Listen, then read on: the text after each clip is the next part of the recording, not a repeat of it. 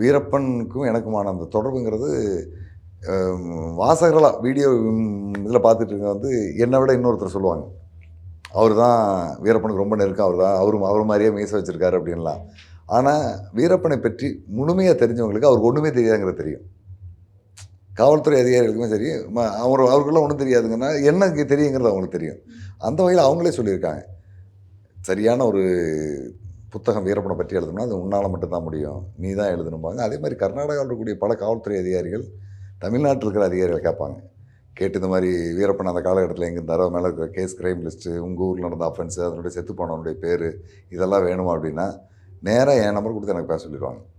கர்நாடகாவில் ஓய்வு பெற்ற காவல்துறை இயக்குநராக இருந்தவர் டிஜிபி குருபிரசாத்ன்ட்டு, அவர் ஒரு நூல் எழுதுறதுக்காக தமிழ்நாட்டில் இருக்கிற பல அதிகாரிகளை கேட்டிருக்காங்க. எல்லாருமே என் நம்பர் தான் கொடுத்துருக்காங்க, சிவசுப்ரமணியம் தான் இருக்கும் அப்படின்ட்டு.